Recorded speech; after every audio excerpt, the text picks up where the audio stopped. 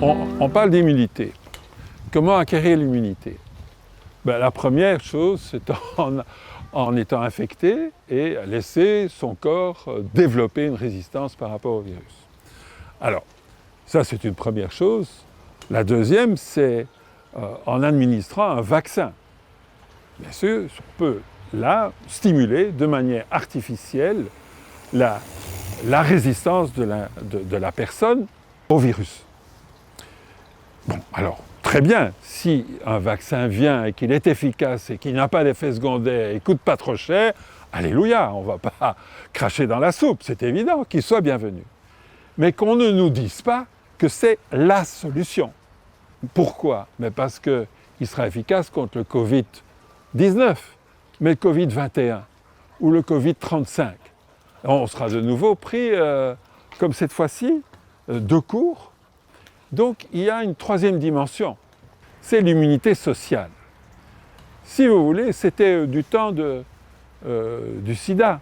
C'est le représentant à l'Assemblée générale de l'OMS de la Thaïlande qui a dit il n'y a pas de vaccin contre le sida, il n'y en a d'ailleurs toujours pas, c'était quelque chose qu'il a prononcé il y a 15 ans, mais il y a un vaccin social.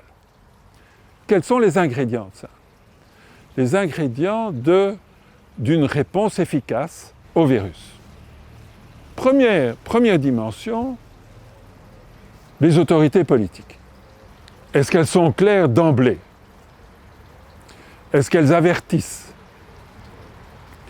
Est-ce qu'elles disent, comme le Premier ministre du Singapour, voici, nous avons cette affaire, mais qu'est-ce qu'il dit après?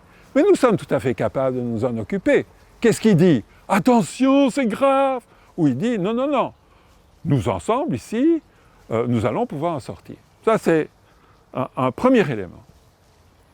Maintenant, les systèmes de soins.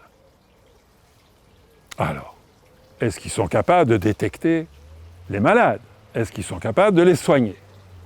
D'accord? Est-ce qu'ils sont capables d'émettre des messages tout à fait clairs, hein, de telle manière que les gens puissent prendre leurs responsabilités?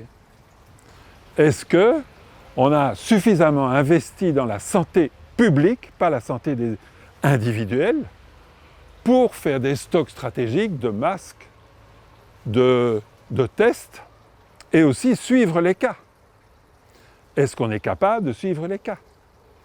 De telle manière qu'on puisse informer, et en particulier les personnes à risque, attention, ici, il y a quelqu'un dans votre famille qui est que. 3. C'est nous les citoyens.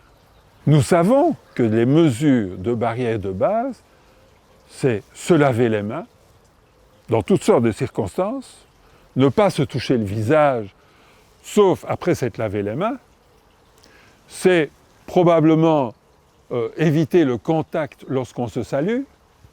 Disons, ces 3 éléments sont sans doute les éléments de base qui nous permettent déjà d'avoir une certaine efficacité pour éviter de transmettre l'infection et d'être infecté. Dans ce cas du Covid, nous sommes vulnérables. Nos mœurs nous rendent plus vulnérables que peut-être d'autres. Et donc, si on peut passer tous les pays, je dirais, avec cette grille, les autorités sanitaires, le public, qu'est-ce qu'ils font et est-ce qu'ils communiquent entre eux? Tout à l'heure, j'étais en ligne avec la faculté de sociologie de l'université de Potsdam. Je disais, comment vous vivez? Moi, ça m'intéresse en Allemagne. Une jeune femme dit, écoutez, hier, on a eu une party. Mais avant de faire la party, on s'est dit, oui, mais quand même, faisons ça de manière responsable. Qu'est-ce que nous avons fait? Nous sommes allés voir les autorités sanitaires locales. Et on a dit, mais qu'est-ce qu'on peut faire pour réduire les risques ici, faire ça intelligemment? Les autorités nous ont dit, nous avons suivi ça. Évidemment, les policiers ne sont pas venus, parce que tout le monde a agi de manière responsable.